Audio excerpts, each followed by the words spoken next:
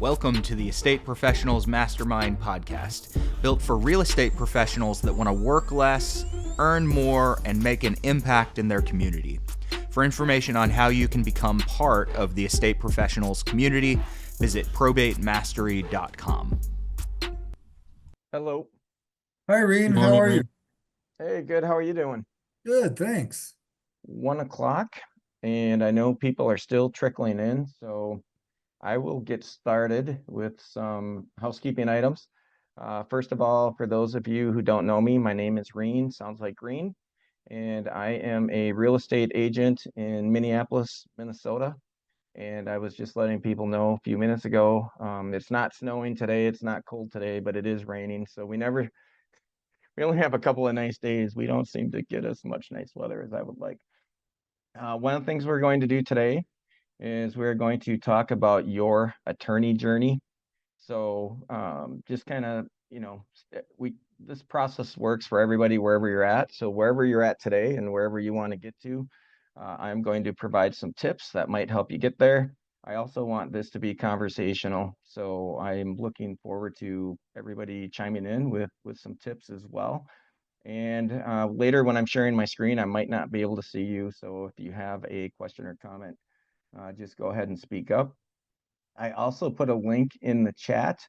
It is a score app assessment that I put together, and I took the key competencies that I'm going to talk about today. There are 5 competencies that I use when dealing with attorneys, and then there are really 3 levels attached to those. So if you are interested, jump in and take the assessment. It'll help evaluate exactly where you are in your journey. It'll score you against the competencies and the skill levels that I'm going to talk about. And then it'll also give you some tips, some things that you can do to improve. And a shameless plug, my AI coach wanted me to put in a call to action on everything I do. So at the end of the assessment, I have a waiting list. If people are interested in doing more coaching on the attorney journey or signing up for Bruce's E.A.R.N class, I'll share the results with Bruce. And so it's no pressure, just working on one of those competencies that I need to work on. So there's a call to action at the end. And if you want to do that while I'm doing my intro, that's fine. Again, it's 15 questions, takes about 90 seconds, and we'll go from there. So with that said, I mentioned I'm a Minnesota realtor, and my mission is to help families find peace when making decisions about a loved one's property. It's very basic.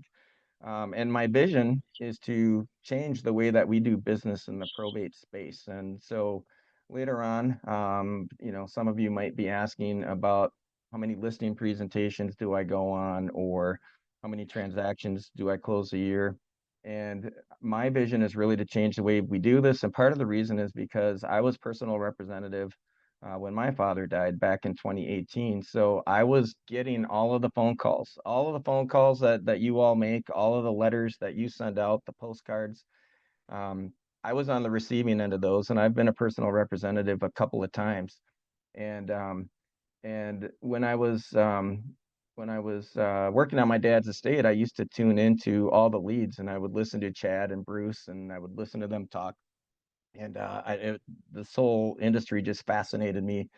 But if you ever want to know what it's like to be on the other end of one of those phone calls, or what it's like when your letter hits a stack of 50 or 100 other letters, I'm happy to tell that story. And I see Melanie nodding. Melanie, did you have similar experience? All right. So happy to talk about that.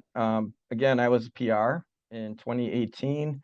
And as I was dealing with all the cash buyers and sifting through the some not legitimate offers from some of the not so good wholesalers that are in my area. And again, I'm not criticizing wholesalers. I know there's some really good ones out there. I know who the good ones are in my market. I also know there are some out there who make a lot of promises they can't deliver on. And how do I know that? Because I had some of those offers in my stack of offers when I was selling my dad's house. So I got my license, again, wanted to make things better. Then I was also hired by my attorney to work with him. He hired me to be a special administrator on one of his cases. I started working pretty closely with him, and that's how I started really getting into this. I also used to send out letters to personal representatives. So if there's questions about mailing letters and postcards, those kinds of things, I've been there, done that. But when I started working with Bill Gross, I decided to shift my focus away from dealing directly with the PRs and trying to do a better job of building relationships with the attorneys. And the cash register is not going off like crazy at this point in time, but I am starting to see results from the efforts, and that's one of the reasons I'm excited to talk about it today.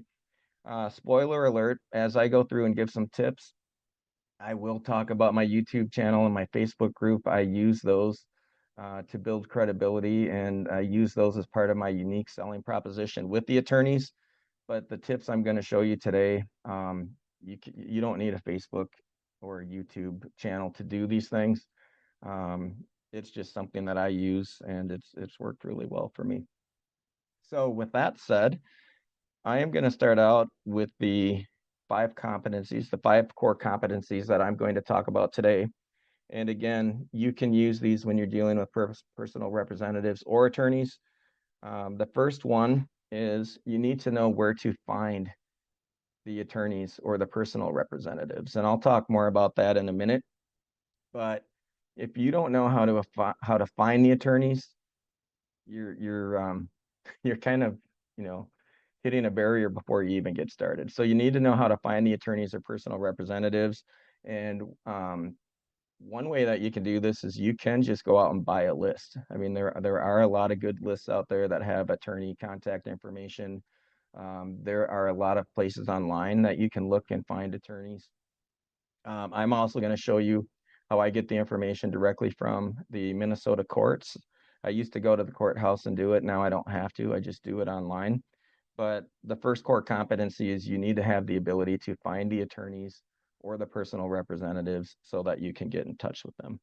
The second competency is you need to have the ability to reach out and contact the attorneys. And I know that sounds like a really obvious thing, but you would be surprised. I mean, I've done it myself where I had a list and I had a lot of attorneys on my list, but then I wasn't reaching out. I wasn't right. It's just like this mental block, like, hey, I have this great list, and then I didn't do anything with it. So you need to be able to contact the attorneys. Competency number 3 is you need some skills in actually getting their attention and scheduling the meetings, right? So first you find them, now you're reaching out to them. You need to have the ability to schedule a meeting with them, which leads us to the 4th competency, conducting that introductory meeting with them, right? So once you've done those other 3 steps, you need to be able to get in front of the attorney and talk to them. One of the things that has been really helpful for me, I was very reluctant to conduct those introductory meetings with the attorneys in the beginning. I always felt like either I didn't know enough or I had to demonstrate my probate knowledge to them. And then I started listening to Dave Ramsey talk about the hero's journey and making the people you're working with the hero and you're just the assistant. And once I made that little tweak in my mindset, it really was a lot easier because now I'm not going into meetings with attorneys trying to show them how great I am. I'm just going into meetings to find out more about what they need help with and hopefully assure them that I can help. So basically, I make the attorneys the hero to my story. And that has really helped out a lot. Then, after you conduct that meeting with your attorneys, you need to have some kind of competency to follow up, especially if you want consistent referrals, right? If you want to build a referral machine and you want attorneys contacting you and sending you referrals on a consistent basis, then you need some method to reach out to them consistently as well or follow up. So those are the 5 competencies. Again, number 1, find attorneys. Number 2, contact attorneys. Number 3, schedule meetings with them. Number 4, conduct the intro meeting. And number 5, follow up. Let me just jump into the skill levels. I also break it down into 3 skill levels. So level 1, you're kind of a beginner and maybe you're just learning how to do this. Maybe you're doing it. Maybe you do it not very consistently. You're kind of at that entry level. Level 2, the intermediate level, is when you are starting to get more comfortable doing this and you are starting to get more consistent, right? So it's not just you know how to do it or that you are doing it, but you're starting to do it consistently. And as you start to perform consistently, that's when you're going to start to get more consistent results. And then number three is the advanced level. And this is my opinion, right? You might have another opinion. For me, the advanced level then is trying to automate some of these processes so that you don't have to spend a lot of time doing this. And so when I think of my attorney journey, I usually reach out to about 25 attorneys per week. And from the time I take to look up the attorney information, get it, put it into my CRM, send them an automated email to the time that they, well, for me, that's the end of that part of the process. It takes me about 3 hours a week to do that. And then I go off and do other things, work with personal representatives or whatever. But once you start to get a consistent, repeatable process, it really doesn't take that much time. Let's see, there are probably some more things, but before I jump in and start doing some demos, did I see a hand go up? Yes, Reine, thank you.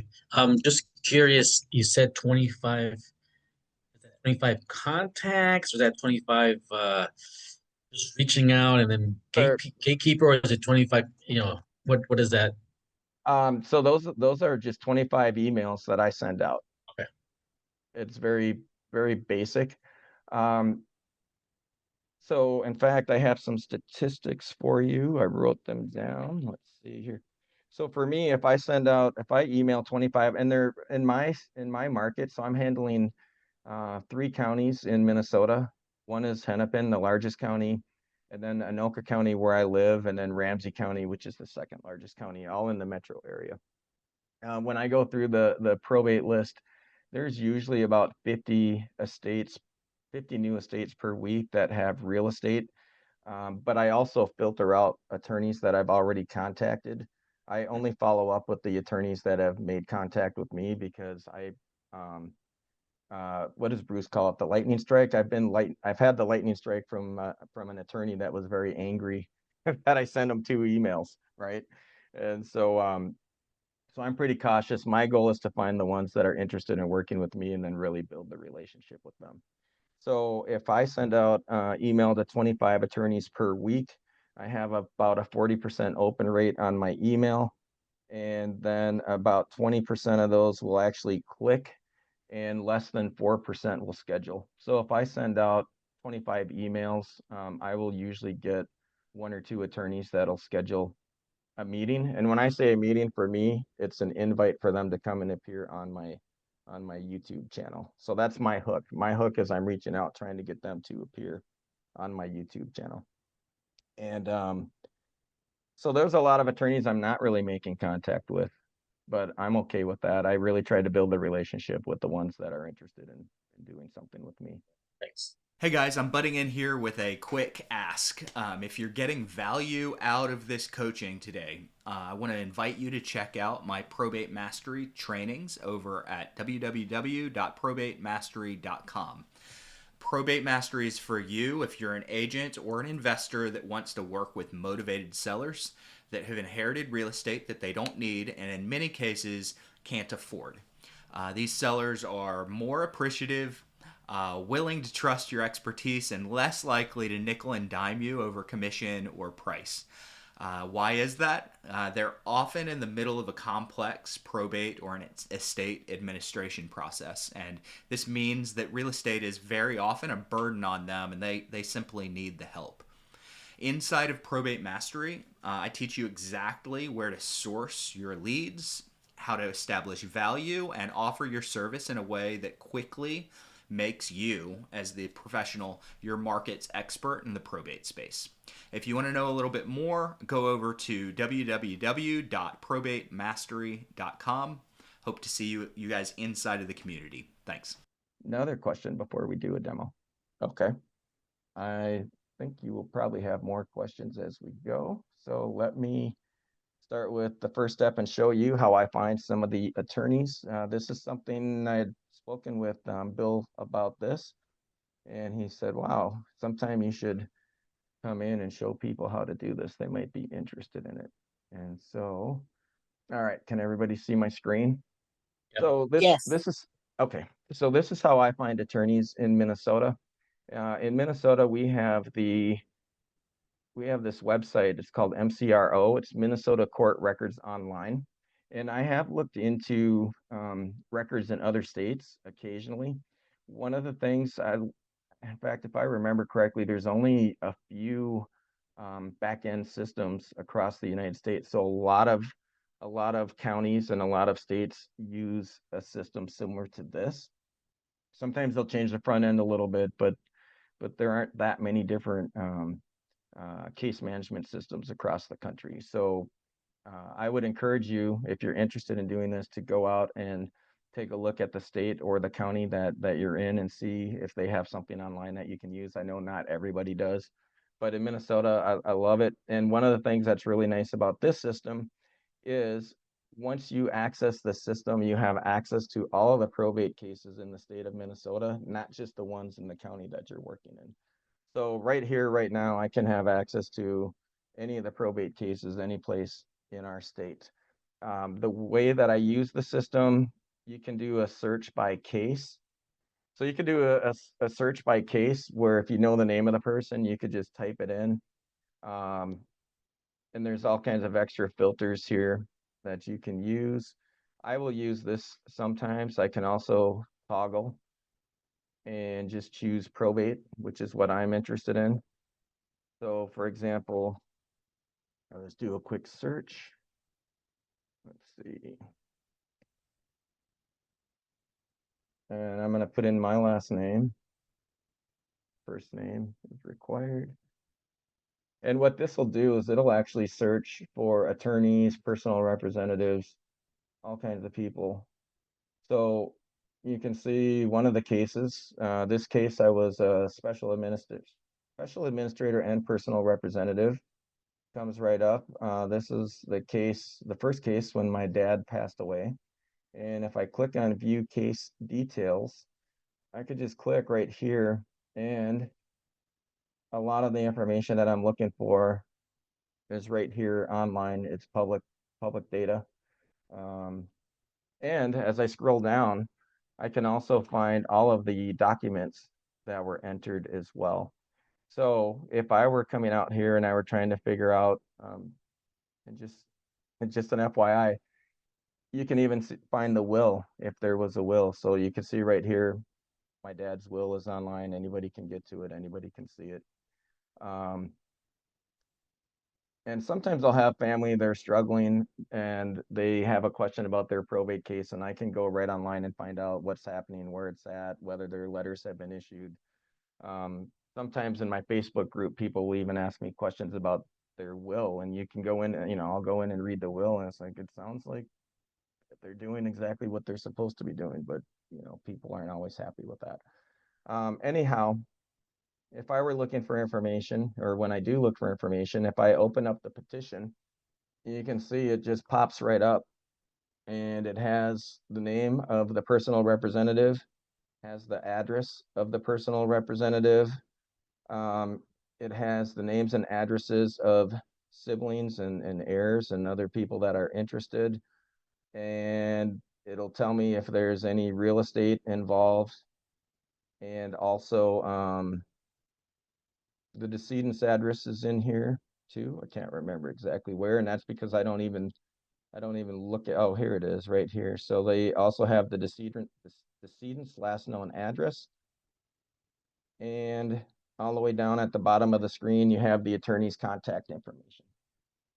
So if you get access to the court records and you have an application like this, you can go through, and typically on an application, you can find the name of the decedent. You can find out their last known address. You can find out if they had, in some cases, you can find out if they had any real estate, and you can find the attorney contact information. The one thing that you don't get here is you do not get contact information for the personal representative.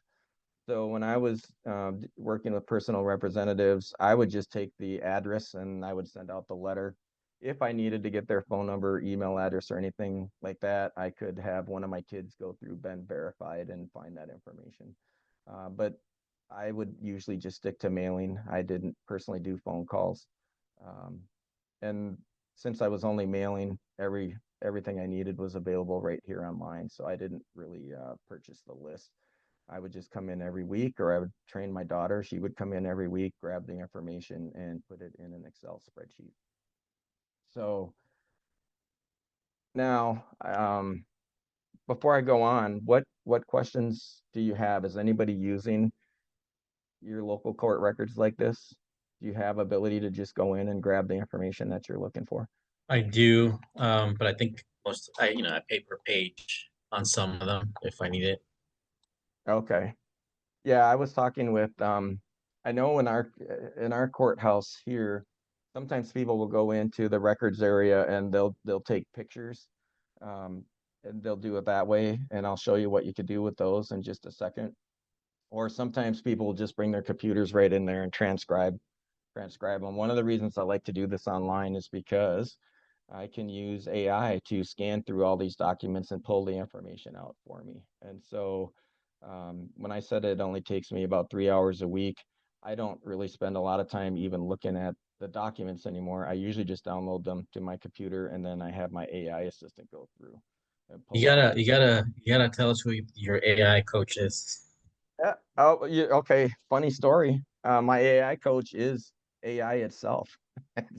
And I'll do a demo in a minute. I'm going to show you how I do that with AI. But with AI, if you start to learn how to ask the right questions and write the right prompts, then typically AI will actually guide you through.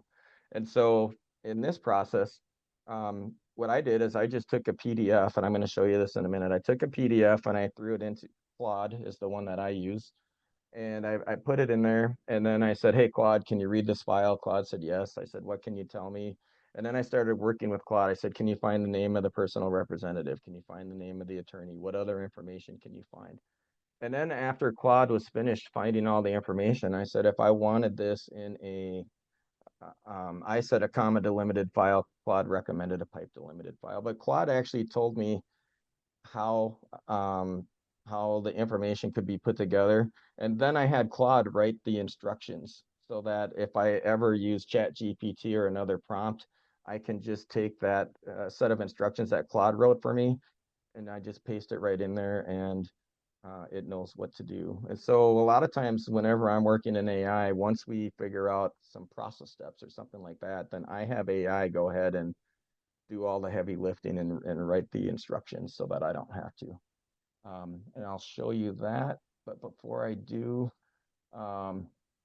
the other document that I use a lot now is the acceptance and appointment of oath, because it's only one page in Minnesota, and it has all the attorney contact information right down here on the bottom of the screen. And so on a typical day, I could just scroll through and grab these files, download them, throw them into my AI assistant, and then my AI assistant will make a list of all the attorneys. So usually that takes me about 10 minutes a night if I do it every night.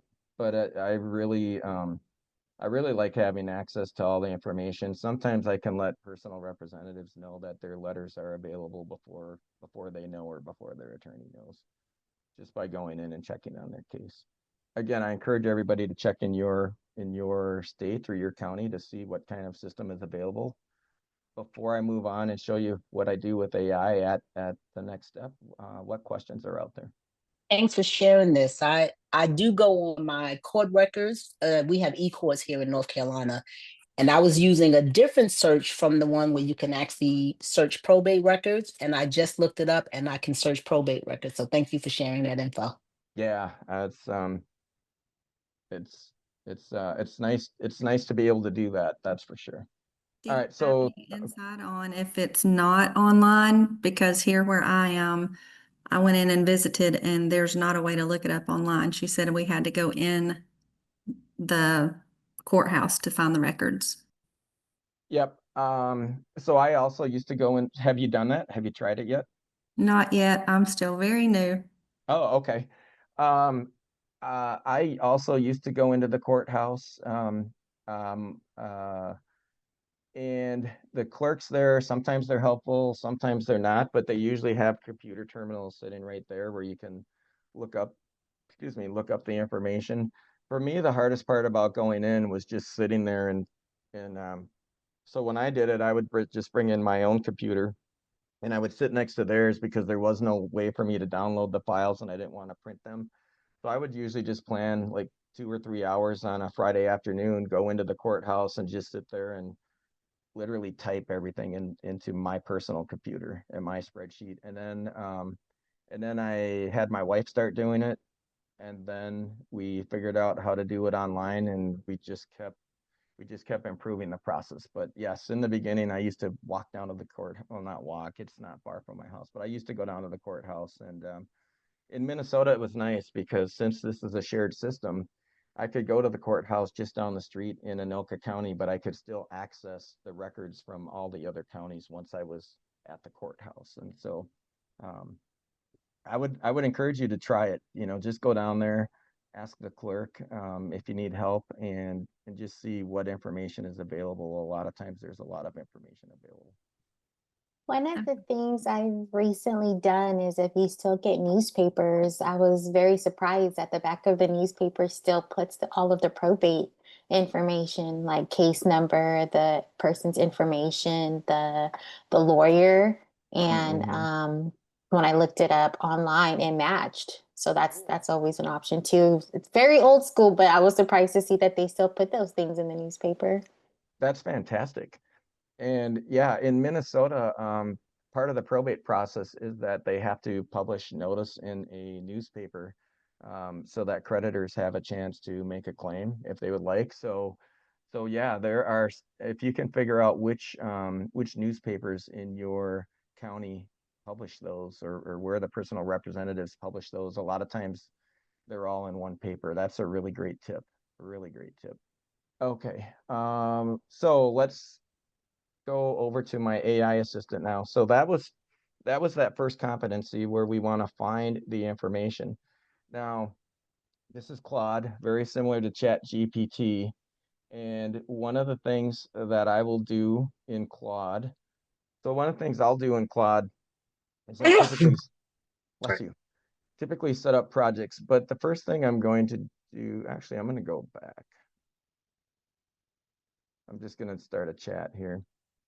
And I mentioned that once I've downloaded those files, I could just put them into Claude.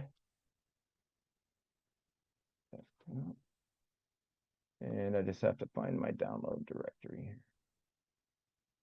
The paid version or just the free version? This is a paid version. The only difference that I found between the paid and the free is that with the paid version, you get more tokens or you can spend more time. I used to do this with the free version, so I would just go till it told me that I was out of time, and then I would take a break and I would come back and do some more. So I was able to do all of this with the free version. I just upgraded to the paid version. I think I pay like 20 bucks a month, and I do it because I use Claude for almost everything in my business and in my life, and you'll see a little bit of that in just a few seconds here. So right now I'm just taking those PDFs that I downloaded, and it'll take a couple seconds. And again, you could do this with Chat GPT. And I have some, I'm going to just start from scratch here, not use any of my normal prompts. Case number, decedent, and personal representative. Let's see, personal and attorney will do. And it'll take a couple seconds. And now what it's doing is it's just scanning the files that I downloaded.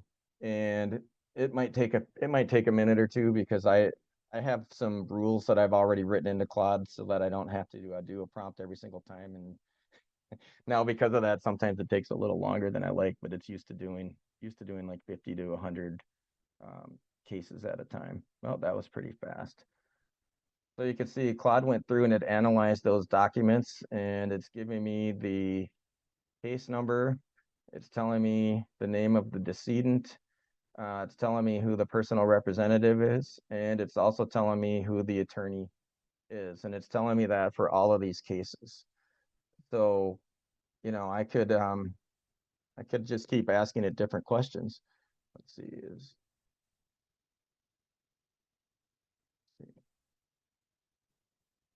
these cases. So now I'm asking it if there's real estate in it. And again, when you get used to it, you can train it. It's called training. And you could just train it to look for the same information every single time. And training it is really nothing more than just writing up a set of instructions for it. So I have the same instructions I use over and over again. So now it's going back and it's taking a look at those documents and it's trying to determine if there's any real estate involved. Sometimes it even finds email addresses for the personal representatives, even when I'm asking for it. So it's telling me in the first case, there's a homestead, second case, there's a homestead, and in the third case, they didn't identify any real estate. Let's see. Attorney. So if I ask it if it, to find the attorney contact information, it's going to go through. And again, right now we're just using 3 files, but imagine you're doing this with like 100 files, right? So there's the attorney, the firm, their address, the attorney's license number, attorney's phone number, and attorney's email address. And it has those.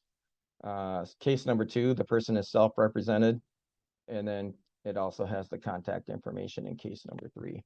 So that's how I find the information. I literally just go out to the court website. I scan through when I say scan, I scroll through the documents. I download them to my computer. I throw them into Claude, and then Claude just goes through and pulls out all the information that I'm looking for. It usually puts it in a delimited file that I then load into an Excel spreadsheet. And that whole process, like I said, takes me about 5 minutes per night, and that's it. This is the process of new cases that are coming on, and you're filtering new attorneys that you don't have on your database. Correct. Yep, this would be new cases. If I wanted to send an email to the attorney, so let me talk a little bit about step 2, which is contacting the attorney. So once I have this information downloaded into my computer, the second competency we were talking about is contacting attorneys. And what I do is I just I download this information from Claude into a spreadsheet, and then I just upload that spreadsheet into MailChimp. Some people will use KV Core or Lion Desk or whatever their CRM is. I just use MailChimp. It's very easy for what I do. And all I'm doing is taking this information, sending these attorneys emails, and that's it. That's how I contact them. I just literally take the information out of the court records, put it into MailChimp, send them an email that's already written. And my email is very simple. I had AI come up with emails for my attorney, and some of them were really, really long. And what I noticed is when I went with the really brief emails, attorneys, I got a better click-through rate on those. And so my email basically just says, we'd like to feature you on our probate podcast. I interview attorneys, active probate attorneys, to help educate families navigating the process. 30-minute interview will be featured on YouTube. And then I said some participate to grow their practice while others do it as a community service. Either way, it's a great way to share your approach to estate planning and probate. That's it. And then I include one link to the probate channel in case they want to see it, my YouTube channel. And then I also include a link to schedule a meeting on my calendar. And most of the time they'll just watch the YouTube channel, and then they'll schedule a meeting with me. So I'm not even chasing them down for meetings. I'm literally just taking their information out of the court records, send them an email, says, I see you're working on an active case. Would you mind coming on a YouTube channel? And then I include a link where they can watch the YouTube channel, and another link where they can schedule a meeting in Calendly. So we don't go back and forth, right? They don't send me emails and say, well, what is it all about? when are you available, talk to my assistant. We don't do any of that stuff. I just send them an email, they click on the link, they schedule a meeting. And most of the attorneys that I've talked to who have done this said they really appreciate how simple it is, because they don't want to spend a lot of time reading through stuff, and they don't want me to waste their time. So invitation, link, schedule, and they do it. It's great. Now, when they do that, what's happening is they're signing up in Calendly, right? And so this is that next competency, scheduling the attorneys. So I've got the email automated in MailChimp, and then I have the interview piece automated in Calendly. And I think this is like $10 a month or something. It doesn't cost very much. And when they fill out the form to schedule an interview, I have my time blocks that I'm available. They can pick one that works for them. But the nice part about it is I get their contact information. I ask them for their website, and I'll show you why in just a minute. And then I also ask them what they would like to talk about, right? So I don't even tell them what we're going to talk about. I just ask them, what do you prefer to talk about? And if they don't choose something, then I will have my AI assistant go out and just generate a script from their website. So if they pick nothing, I'll still come up with a script, but I give them the option to tell me what they want to talk about. So in this case, this attorney wanted to talk about rural attorneys, affordable attorneys, Zoom attorneys, and common probate myths and mistakes. That's what she wanted to talk about. The other thing I like about this, we talk about the level where you're starting to automate your process. When they schedule the meeting with me, now think about this. We talk about touch points, right? A lot of your real estate coaches will talk about how many times did you contact or touch base with somebody before you met with them or after. So in my case, they get the email. That's one touch point. Then they typically click and watch my YouTube channel. That's 2 touch points. Then some of them will click and schedule a meeting. That's 3 touch points. Then after they schedule the meeting, they get a confirmation. That's 4 touch points. Then they also get a reminder 24 hours before the interview. So that's 5 touch points. And then they get a reminder 1 hour before the meeting. So that's 6 or 7 touch points where I've been in contact with them before they even show up for the call, right? So they're already watching my YouTube channel. They're already getting the emails and the calendar invites and these other things. And so by the time we jump on the call, a lot of times they feel like they already know me because they already checked out the YouTube channel. So again, that's that automation piece. But this doesn't take me any time at all. It's already set up. So I'm spending all my time going through the court records, sending them an email, and then at that point, this piece takes care of itself on the back end. Questions on this one? There's a question in the chat. Let's see here. From Ron. Reine, do you have a Q&A script we could follow for the probate attorney interview? Yeah, I'm going to show you that. You don't even need a script. I'll show you something better that you could do. So let's say in this case, Andrea says she wants to come on my channel. So I'm going to go back in here. Going to go to my attorney interviews, and just going to tell Claude, let's see here. Do an interview. Need a script, and I already have some, predefined rules that I give it. We need a script. Here's her website, and I'll put the link in there. And now Claude's going to go to work, and I've given it some criteria. It's going out and it's taking a look at Andrea's website. It's finding her professional background. It's learning a little bit more about her firm, and let's see, coming back with some, oh, that's funny. So Claude is so used to working with me. A lot of times what I do is I'll even put in questions from our Facebook community for the attorney to answer. So I'm not even coming up with all the questions myself, but in this case, I'm just going to say, or actually, we'll go back and we'll grab the, let's see, where is it? I've got too many things open. The items she wanted to talk about, I'll include those. And now what Claude's going to do is it's going to take the information, and I try to get Claude to look for things that are unique to each attorney on their website, and then sprinkle in some of these questions. So what it's going to do is it's just going to write a script for me that I can follow when she jumps on the Zoom call with me. So again, I'm not even coming up with this stuff.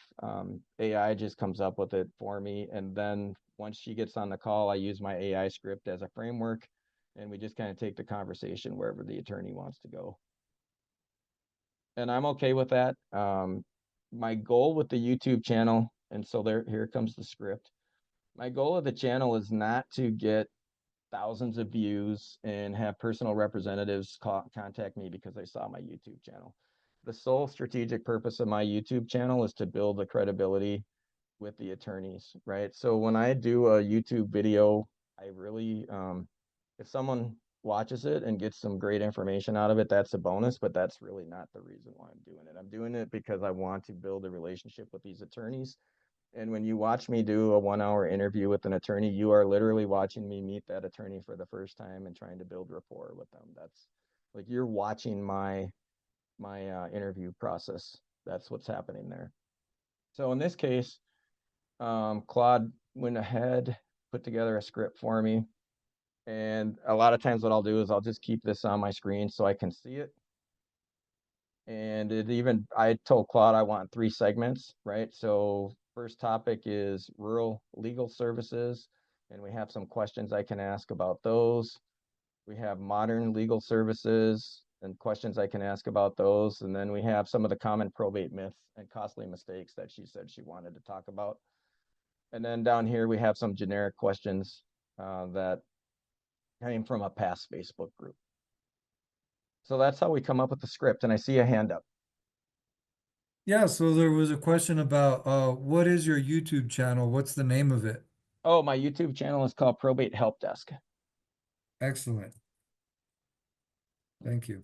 In fact, it looks like I have, so Andrea is one of the attorneys. This is an actual interview I did with her right here, following the process that we're going through right now. And you can see this video had 52 views.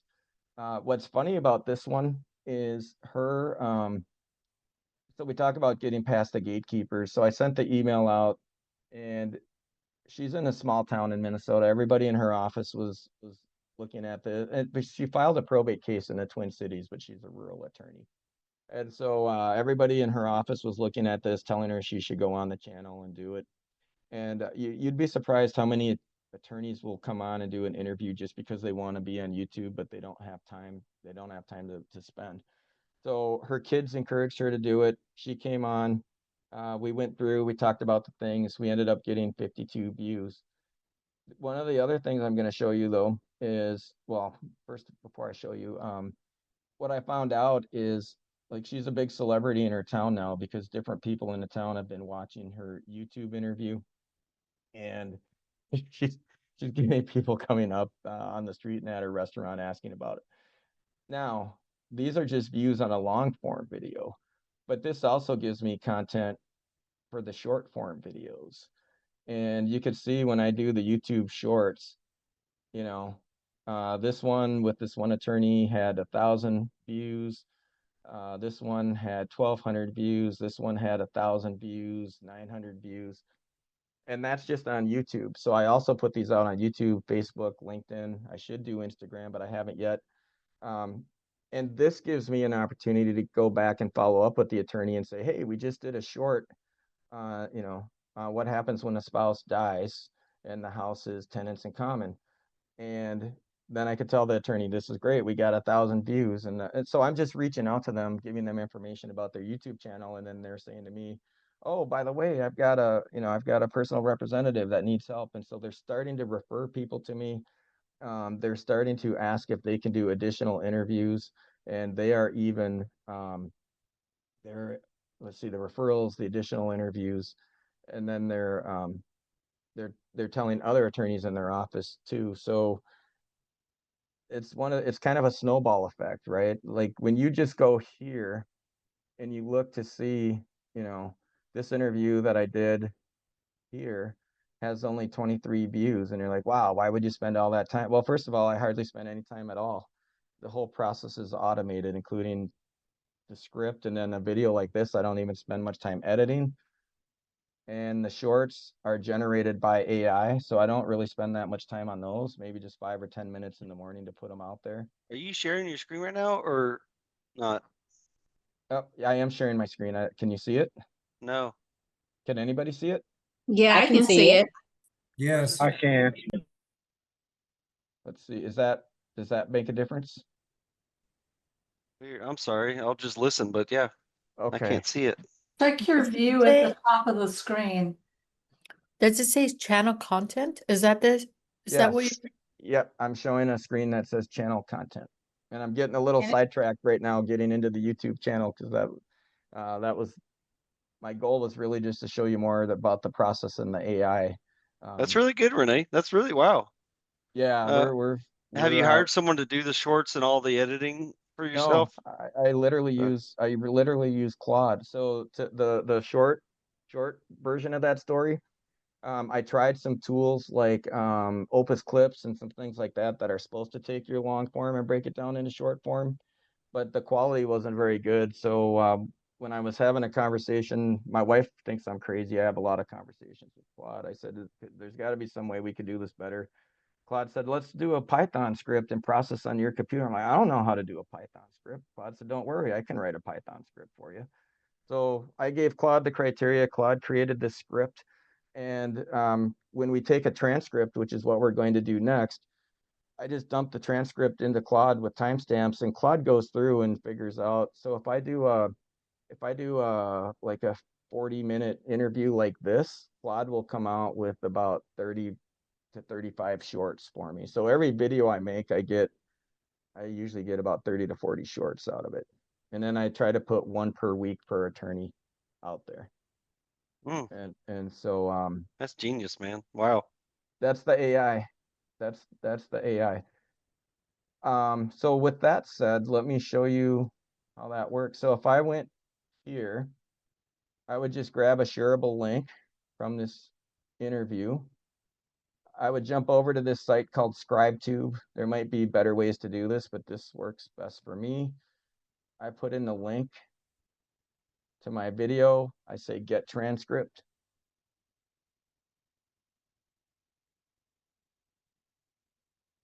And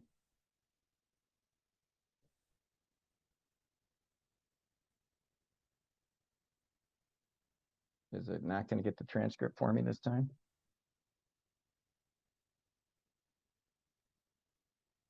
All right, well, right now, ScribeTube's not grabbing my transcript, but I will show you what a transcript looks like. So usually what it'll do is it'll give me an output that looks like this. And it's the whole interview transcribed with timestamps.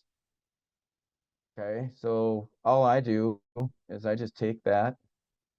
No, actually, I don't need to copy it. Nope, I had all my tabs open, but I'll just open up a new one. All right, so we go back in here, go back up to projects, my attorney interviews, Andrea. So let's pretend we did that long Zoom call with Andrea. And now I come back into Claude. I'm having my trouble screen's navigating still because you on guys. ScribeTube. Have you went to a different screen? Oh, can you guys see? Can you guys see my? Oh, I know what happened. Just a second. Sorry about that.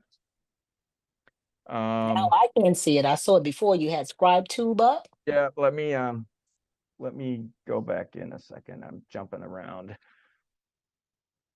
This is the part I really want you to see right here. So can you guys see my screen now? My Yes. desktop? Yes. Okay. Yes, I'm sorry. I didn't have the link clicked on the top where it says Renee's screen. So Okay. nice. So let's see here. Let me just go up to my desktop. And I take that transcript that we just grabbed from Scribe what is it called? ScribeTube, I think. And I dropped the transcript in here, right? And now I'm going to tell Claude, well, first let's do I call it a package. The attorney package. And so now what Claude's going to do is it's going to go through that transcript and it's going to put together description, keywords, ideas for a thumbnail, chapters. It's going to do all of that stuff. So when I upload this video, I don't even have to do any of this. I just copy and paste it in. Claude does all the work. So right there, Claude's telling us about the video. It's giving us breakdown on chapters. It has the about section, mine and the attorneys. It got all that information off her website. It's giving me recommended tags. It's giving me thumbnail for keywords. I don't spend any time on this. Claude does it. Claude does it all. And now what it's doing is it's looking for the shorts. It's actually telling me the timestamps for the shorts. So you could see it's already come up with 25 videos while we're sitting here.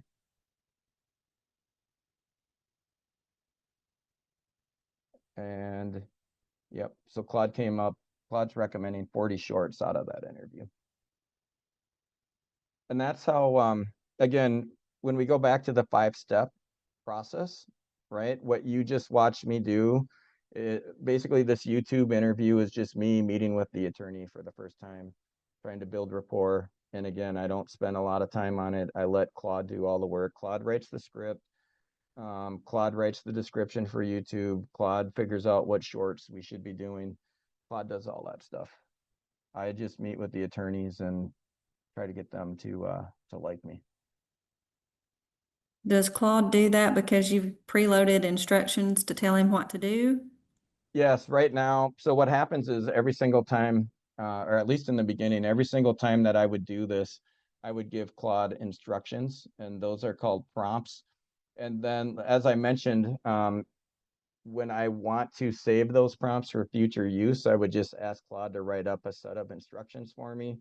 And then I can load those back in later, or now I have the capability to load those into Claude in advance. So, like, for example, I have rules for all the projects when we're dealing with attorneys.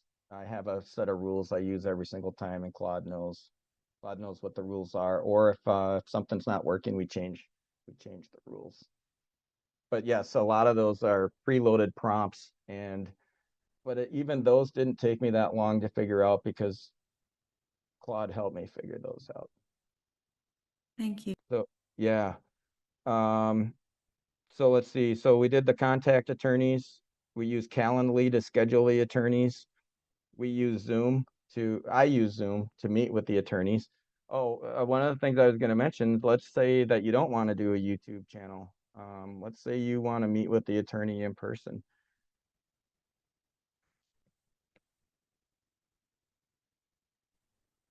Do you put a disclaimer in your episode notes? For your interviews? What kind of disclaimer? Just saying that it's not, if it's not specific advice to anyone's unique situation and they should seek professional help. The reason, when I do a video myself, I put that in there. When I'm talking to an attorney, I defer to the attorneys. So now, if you are dealing with me in my Facebook group or some other area, I always have a disclaimer that I'm not an attorney and you should contact an attorney. But when I'm doing an actual attorney interview, I list them in the notes as a Minnesota attorney. And in most of the videos, the attorney will say, every case is different. You should contact an attorney in your own state in your own case. So a lot of times the attorneys will give those disclaimers. Oh, so they're just kind of doing it verbally then, pretty much, yeah. Yep, they're doing that. Okay. Yep. So let's say we're not doing a YouTube video, but let's say you found the attorneys, you sent the attorney an email, you've got a meeting coming up with the attorney. You can still have AI help you put together some kind of a meeting format if you're not comfortable doing that. like here it's giving me meeting preparation tips if we were meeting in person. And you could just kind of go through. So like it's telling me if I was meeting with Andrea, I would really want to try to emphasize the small town values approach.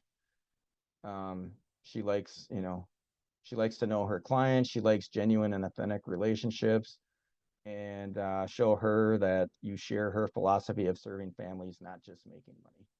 So, so if I give AI information on these attorneys, AI will help me figure out. In fact, it even has, I didn't see this. It even has conversation starters down here. So I heard about your combine operator analogy, and then use a similar story about realtors, right? Or you mentioned traveling to Minneapolis for clients. I work statewide too. I noticed you offer flat fees and payment plans, and then talk about how my um, service corresponds with hers. So as long as I give AI access to her website, it'll help me find things that are unique and important to her, and then help me prepare for those in-person meetings or the interviews. And again, you could do this with a free version. Some of this, like putting in a URL and asking for tips on meeting with an attorney, you could do that with the free version. Actually, I could do all this with the free version, but it might cut me off and tell me to come back in 4 hours. So then following up with the attorneys I have mentioned, I tag them in videos. I call them, I send them, most of the time I send them emails, because the ones I work with seem to respond better to the emails at, whenever they're free and whenever they're available. And they're starting to contact me. The real story here though is I want all of you to see that you could take bits and pieces of this, right? Like figure out where you're at. I would say about 6 months ago, I wasn't really doing any of this stuff with AI. About 6 months ago, I was sending letters, and then I was trying to figure out how to get past the gatekeeper and how to call the attorney and all of that kind of stuff. And now I have a handful of attorneys that reach out to me, and the referral faucet is being turned on. They're starting to call me with referrals now. You say you get the occasional "don't contact me" attorney, or "get me off your list," or Yep. When they say take me off your list, I take them off my list. I am not trying to convince anybody to do business with me. I don't want to have problems with attorneys. And so when they say take me off your list, I just do it. Are any of your meetings pre-recorded? All of the meetings are that's my YouTube channel. That's what, yes. So yes, literally, I use the YouTube channel as a way to spend an hour with each attorney, right? Like you guys are probably sitting out there going like, what should I say? What's my value proposition? What am I gonna, blah, blah, blah, all this other stuff. I just say, hey, I've got a YouTube channel, and I'd like you to come on and talk about helping families. And 90% of them say no, but 10% say yes, and that's good enough. Well, actually, not even 10%. It's more like 2% say yes. But I get really good relationships going with the 2% that say yes, and I'm not worried about the other 99.8%. I'm just dealing with the people that raise their hand and say, "Yep, we'll do it." I just found out that you can use a calendar for YouTube and pre-date events that are about to come up. Do you do that? Do you like do 5 interviews and then calendar them for 1 a week or something? What's your process? Yeah. So I'm not that sophisticated. What I do is I record the interviews whenever it's most convenient for the attorney based on their calendar and my calendar. And then if I have too many interviews in the pipeline, I'll usually just say to them, it might be a couple weeks before I get this one posted. Is that okay? I can, I'll tell them I can move it up and do it sooner. But I literally, even though I have all those videos and all those views out there, AI is doing most of the work. I don't spend all my time working on my YouTube channel. So I will typically just say to the attorney, this video is going to be out in a couple of weeks on a Friday. Is that okay? And sometimes one attorney even asked if she could push the date back because she wanted to when she came back from vacation, she wanted to send it out to a bunch of her clients and put it on her website and do all this other stuff. And I'm like, yeah, you want to push it back? That's even better. We'll do it. The bigger problem I have are the attorneys that want to come back on. So the hour goes by really fast, and then they want to come back and talk about, you know, you name it. And there was one I screwed up. I was telling everybody this at the beginning. I had one where we had an attorney who's on the city council where he lives, and it's where Prince used to have his estate. And when Prince died in Minnesota, there was a lot of news about his estate because he didn't have a trust set up, and he didn't have any, he didn't have any children or immediate heirs. And so so this attorney, because he was on the city council, he'd been out to Paisley Park and he'd worked with Prince. And then a friend of his was the judge on Prince's probate case. And he started telling me all these stories about Prince's probate case. And this is one of the very first interviews I had done on YouTube. And I was just like in awe. I'm like, this is going to be the best video. We're going to get all these views. And then I looked down and realized we weren't recording. And we didn't. Oh, that sucks. We didn't even get it right. Like you just screw up sometimes. And so I hit the record button, and then I just told him I'm not sure that I got all that, but I asked him if he would come back on and do a case study. And he's like, yeah. And so what's really surprised me is how many of these attorneys want to come back on and just talk about, like, now they're just telling me what they want to talk about. Hey, we didn't cover small estate affidavit. Can I come back and talk about that for an hour? Make sure you can come back, talk about anything you want. I'm just The going to good thing, record it. Renee, what you're doing is you become searchable in Right. between the attorney and you. So when they find the attorney to work with, they find you to work with too. Yeah, It's great. That's what I'm on YouTube. I want to own Minnesota probate. I want to own Minnesota probate on YouTube, but my approach is not I don't want to say my approach is not to do high quality videos. My strategy is really to build a relationship with those attorneys and get found in search. And then the attorneys are, I had one the other day on LinkedIn, and like all the attorneys in the office were checking it out and sending me emails and stuff. And so I was thinking about calling this how I get attorneys to call me, but this really isn't about me. This is about the attorneys and the families, and really trying to help all of you hopefully pick up some tips and say, wow, I didn't know I could use AI to do all that work. If you're not comfortable setting an agenda to talk to an attorney, you could go out to ChatGPT or Claude and get some tips. If you want to put together an agenda, it'll help you. There's so much information out there now. Lakeisha. Oh, thank you. Quick question, Reine. What, um, I see that you showed us that there are some cases where you're serving as like the administrator. Is that your point, to help people with probate in that space? So if for me, I want to sell real property related to a probate matter, but I don't want to be like their personal representative and things like that. Is that the purpose of your business? No, it's kind of funny. I really didn't want to do it. I really didn't want to do it. I describe being a personal representative one of the worst jobs you could ever have, especially when it's someone in your family. And my attorney called, the attorney that I worked with on my dad's estate, and he tried to talk me into it. And I'm like, there's no way. There's just no way I'm going to do that. And he did succeed in talking me into it. And I learned a lot working with him. He's a really good attorney. He's taught me most of what I know about probate. It was never my intention. One of the things that was interesting on that case, I've heard Dave talk about being in this business to solve problems, not just sell houses. And once I opened myself up to that possibility, right? Like, if that's what families need me to do, I'm willing to do it. If that's what attorneys need me to do, I'm willing to do it. I generate so much business outside of selling houses just because I'm open to it, right? The same attorney called me back another time, Lakeisha, and asked me if I ever worked with a probate case where I had to be responsible for making decisions about the body of the deceased. And I'm like, what do you talk? Like, this guy just keeps coming up with new cases all the time. I'm like, no, that's not why I got my real estate license.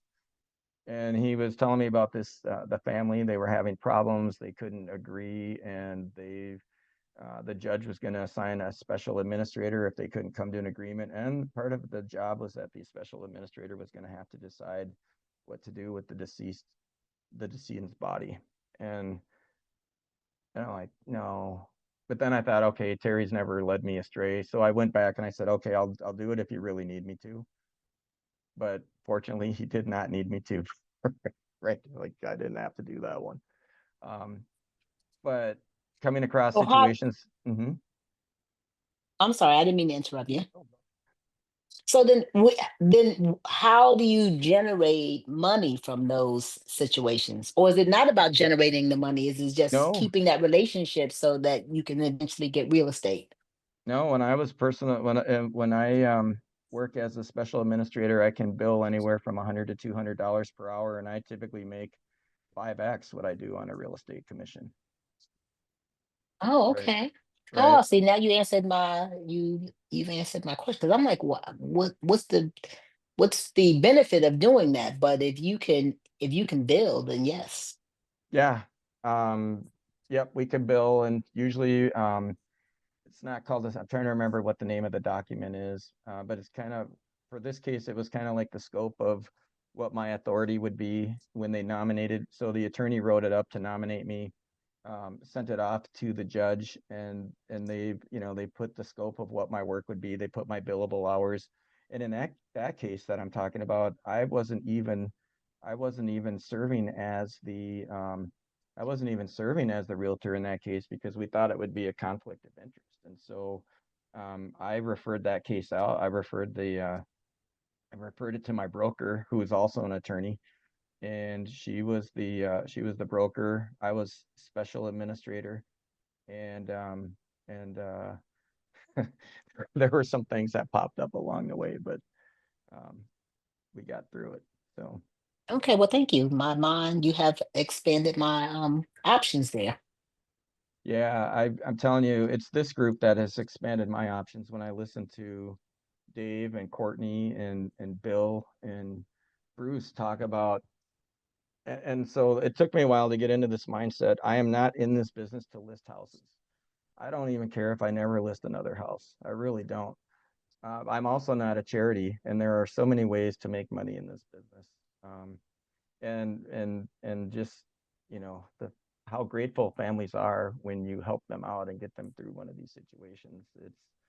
It's nice. You get a paycheck too, but um, there's more motivation than just that for me. So the attorneys that are reaching out to you are not necessarily just reaching out because there's real estate. They're reaching out because they know that you know this and that you can assist these families. Well, and, most of them, to be honest with you, most of them are just reaching out because they are knowing me through my YouTube channel and my email. They're not even reaching out to me. They're not even initially reaching out to me to say, come list. These are not come list me calls. These are, hey, I want to be on your YouTube channel. And then after they're on my YouTube channel and I start, sending them updates every week, and then I'm calling and talking to them. I'm saying, hey, do you want to come back on? Or they're calling me saying, could I come back on? Then, 5 minutes before we start running the video, they'll be like, hey, I've got a client over and blah, blah, blah. Would you mind going out, taking a look at their house, or could you help them out? It's very casual. It's not formal. Um, and I'll say, yep, I could go take a look at it. And right now I'm working on a assessment for I'm working on assessment for the sellers, similar to the one I had everybody take today. And I don't think it's like a huge value add for the personal representative, but it's a huge value add for the attorney that wants to look good to the personal representative, right? They're like, my client, they're getting all these calls. They're getting these calls from cash buyers. They're not sure if they want to sell it, keep it in the family. What should they do? Well, I'm like, well, hey, I've got an assessment. Just send them a link. And once they do that, now I've captured all of their contact information, and it also gives them immediate feedback on, you know, whether cash buyer might be a better option than putting it on the MLS. And then going back to what I've heard Dave talk about, I could still make money if they want to go with the cash buyer. In fact, I prefer it. If they want to just sell the house without ever putting it on the market, that's easier for me. I'm all about that. So, and Dave, I see you I'm in nodding. I'm in one now, so maybe I'll ask the attorney that I'm working with. I just we're getting ready to close this week on 3 probate properties. So maybe I'll ask him to do a YouTube interview. Yeah. I was gonna meet in person to kind of talk and see if there's anything we could have done differently, you know, yada yada yada. But I might say let's do this as a video, as an Yep. interview. And one of the ways I started on my YouTube channel is I started just interviewing people from this group, right? So if someone on this group was, and that gave me a little bit of content to put out there so that if the attorneys went out and looked at my channel, they would see something there. So like one of my very first interviews was with Bill Gross, and then I interviewed a couple people in my YouTube group, and I interviewed Courtney came on for an interview. He did a fantastic job, but I was new and I didn't get all the recording done right, so I had to try to salvage some of it. But I just started out with people I know, say, hey, you want to come on? I had Claude write a script, and then we just hit record and started talking about stuff. And the only reason why that works is because I'm not worried about whether we talked about stuff that's going to get me 1 million views. That's not why I do it. I just want to spend the time talking to these attorneys, spend an hour talking to them, and get to know them.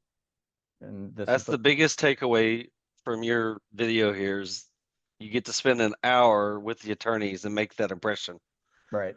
And they get a huge benefit from it. So do you. And then every one you're going to get better at, and you've gotten better. I love your channel. It's thank you. It's really, it inspires me, and it's been on my calendar to do all year long, and I have not. I make videos, but I don't make the attorney ones yet. Man, you're just a constant reminder. Well, I tried to do it on my own, and I couldn't come up with content, and it was hard, and it took time. And then Bill Gross kept saying, you need to build relationships with attorneys. You need to build a relationship with the attorneys. And so finally, I just started asking attorneys if they would come on, and they said yes. So I'm like, oh. Yep. It's definitely going to retire everybody on this call if you start now. Yeah. Absolutely. It looks like we've gone over time. I didn't mean to ramble on so much, but any other questions before we jump off? Where's the link to the assessment? Oh, yep. Let me stop sharing. And I would say if you took one thing away from it, I'm not trying to sell you on have a YouTube video. If I could only get you to take one thing away from this, start using AI to see how it can help you in your business. And then when you get stuck, you know, rely on it to help you through some of those challenges. And that's when some of these other things start to open up. And Dave, in the next week or two, I'm actually rolling out an AI assistant that's going to manage all my social media, including interacting with people on my Facebook group and my LinkedIn, and then also filtering people to see where the real estate prospects are. Yeah, we're doing the same thing with the CRM. So it costs a little bit, but it's well worth when you could target somebody and then have a little conversation with prompts. It's just the way it's going. I mean, you got to get with it and start building it. And these prompts, people are asking for your prompts, and they're nothing but questions. So if you in your head have some kind of question you want ChatGPT or Claude to answer, you just got to play with it, and it gets smarter, especially the one you pay for. It starts talking the way that you talk because it researches the way you write your emails in Google. It's really astonishing. I don't write any emails anymore. I write the bullet points, I put it into ChatGPT, and I get a full email from my clients. And I'll write out bullet points as I'm driving down the street because I'm horrible at grammar. I'm horrible at spelling. Last spelling bee I won is in 3rd grade. So I put my bullet points in, and then when I get back to my desktop to reply to an email, I'll put it into the chat, and I'll get a whole paragraph. And and it does the work for us. Yep, it's amazing. My eyes were first open to it when I was at a real estate conference in Vegas, and I had played with it a little bit, and the person who was doing the presentation said, just ask it to ask you questions, right? So she said, go back and for your very first prompt, just say, hey, I'm a realtor and I could use help in my business. What questions do you have for me? And it starts asking you questions and learning about you, and then it starts making recommendations. It helped me put together a strategic. I mean, I could talk about this all day. It helped me put together a strategic plan for my business. It helped me trim my personal budget and start saving money. It helped me get off my blood pressure medication. It helps me monitor my calendars. It helps me with my email. Helps me with the videos. It's just amazing. Amazing what it can do for you. Lynette. Hey, Reine, I'm curious. Now, you use Claude for a lot of things, but do you use that to edit your videos? Like, does it put everybody's name up on the screen, or do you have to have that done elsewhere? Okay, so it's a yes and a no. I don't put a lot of editing into my videos. So those long form videos where it's the interview, really all I do is I just make a cut at the beginning and a cut at the end, right? So if we have a little conversation before or after, I cut that out. And then I don't really do much other editing on that one, except for I just upload it. The shorts are where more editing takes place, and I actually have Claude use the transcript to go through and make the edits and the cuts there. So even there, Claude does most of the editing work for me. And then I just take the 60-second video in the morning and I just I use CapCut to add the transcription, but it's very, very basic because Claude's already done most of the heavy lifting for me. Thank you. Very basic. Karen. Are you a one-man show? Yeah. Are you? Okay. That's all it takes. Oh, there's me. Yeah. There's me, there's Claude, and now there's Grace. We're adding Grace to the team. She's my virtual AI assistant that's going to be handling my social media. And That's then, cool. and then, you know, if we're doing a clean out on a house or something like that, then my wife will come out and assist. But as far as the paper, even when it comes to paperwork, I like to do referrals as much as possible, right? So again, I don't really want to be out there listing houses if I can help it. So if I have a listing and I can give the family a plan, and then I have an agent in my local market that can help execute the plan, then I just hand it off. Thank you. Hi. Hi. Hi. I'm a little bit confused here. So, how are you making a living if you're not?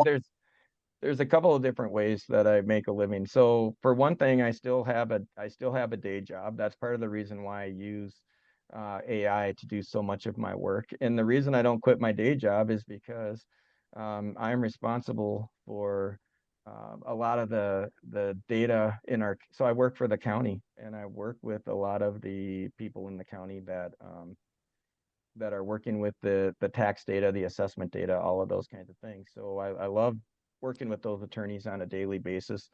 Then in my real estate business, there's a lot of different ways to monetize it. I can monetize it by selling houses. I can monetize it by selling contracts. I can monetize it by getting paid hourly when I'm personal representative. I do referrals to clean out crews. I do take listings from time to time, but mostly I prefer to just refer those out if I can.